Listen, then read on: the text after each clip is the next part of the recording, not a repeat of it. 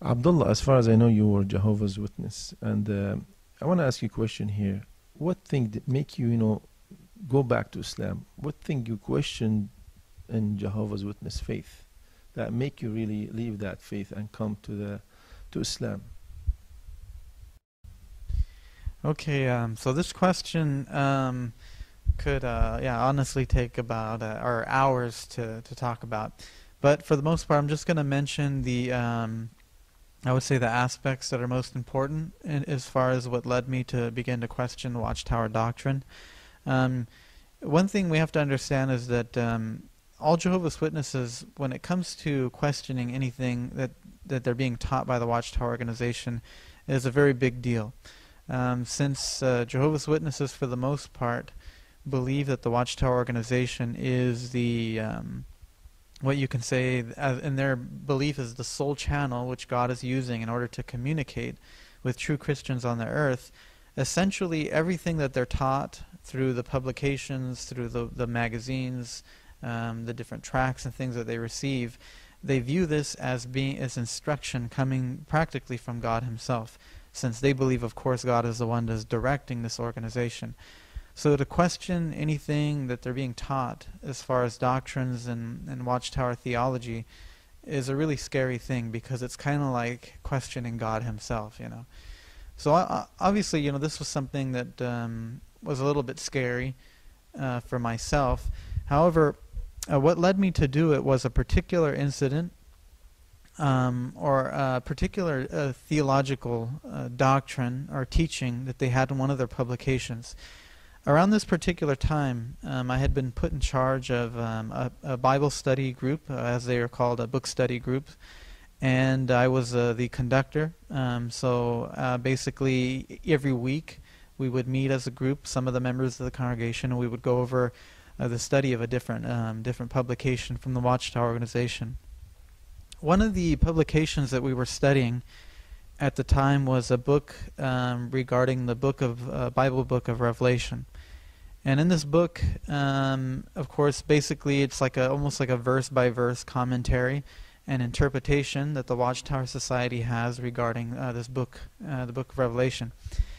Anyway, there was a part that was part of the study in one particular week, where it began to talk about what the second trumpet blast of the book of Revelation signified, among other things. And one of the things it began to talk about was it began to tie in these visions and things like this in the book of Revelation into things that had taken place in the early 1900s within the organization. And so they began to speak about, in this publication that we were studying, they began to speak about a campaign which had taken place, which all Bible students, as they were known at that time, had taken part in. It was a campaign called Millions Now Living Will Never Die. And I remember thinking to myself after the book study had ended, I remember driving home and thinking to myself, I remember thinking, why is it that the organization was attaching so much importance to this particular incident? Because the truth is that none of what was said in that particular campaign at the time that they were preaching is something that witnesses believe today. And so this was kind of bothered me a little bit, because I thought if they were teaching in the early 1900s, 1919, 1920s, around there, millions now living will never die, it was obvious to me that millions that had heard that campaign were obviously dying or were dead already. And so I thought to myself, there was something wrong that bothered me about that. Anyhow, I ended up wanting to learn more exactly what this campaign was, and so I ended up purchasing a publication that I found online that was basically had been personally written by a man named Joseph F. Rutherford, who was pretty much the one that had began this particular topic, this campaign of millions now living will never die. And as I began to look through this publication, I realized that the reason why they were teaching this particular doctrine was because they had believed at that time that the end was going to come in the year 1925. So, previous to that, of course, their belief was millions now living will never die. And this was their message. Since the end was coming in 1925, millions that were going to hear this message were not going to die. However, of course, that was not true. And basically, as I read through this publication, I seen why, of course, he had come up with this particular calculation and why they had come to this particular understanding. However, in all honesty, I had to admit that it was pure human reasoning, man-made reasoning. And so I thought to myself, this was man-made reasoning. This was something that was based on a false message to begin with. Why, I thought to myself, are we still holding on to this particular incident, this particular campaign as something significant? I thought to myself, why is it that we would attach this particular incident with something mentioned in the Bible as if God had something to do with it? And so really, to me, this became even more disturbing, because I thought to myself, how is it that we can attribute something that was man-made, something that was false in reasoning, to the perfect Creator? You know, I couldn't fathom how it was possible that I could, in all honesty, attach this type of belief with the Creator and say that He was the one that was behind this, that He was the one directing all of these things. So this was kind of something that shook my faith a little bit, although at that point, of course, I didn't give up on everything.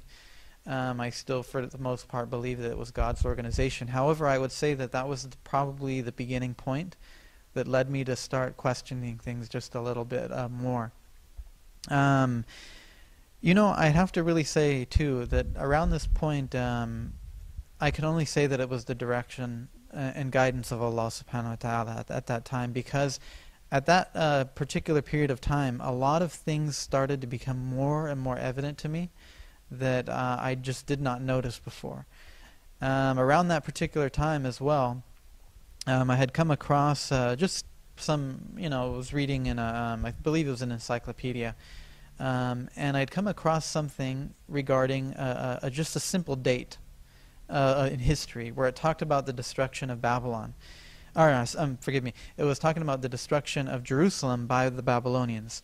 Now, for all my years with the Watchtower organization, I had always believed, as is taught in their publications, that Jerusalem was destroyed by the Babylonians in the year 607. Anybody that's familiar with Watchtower theology knows that that's the official teaching. They teach it as a fact. Jerusalem was destroyed, its temple was destroyed in the year 607.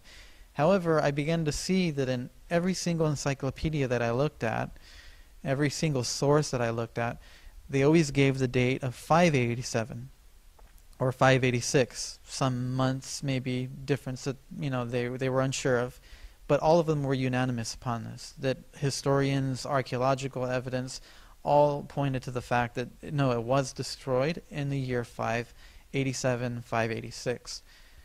Now, this was interesting to me, because I thought, if this was such a historical fact and everybody's agreement, in agreement upon this, why is it that the Watchtower Society is clinging onto 607? Why is it that they're telling everybody that no, it happened in this particular year? Well, as I began to think more about that issue, it became more obvious as to why they were clinging onto this particular year. And the reason why is because this year is such a pivotal year for them in regards to their biblical interpretations. Without this year, the belief of 1914 that they have, which they say that Jesus Christ returned invisibly, will be completely shattered, because they use 607 as a starting point, and from there they count forward with the calculations that they have to arrive at the year 1914 to say that this was Christ's invisible return and things like this.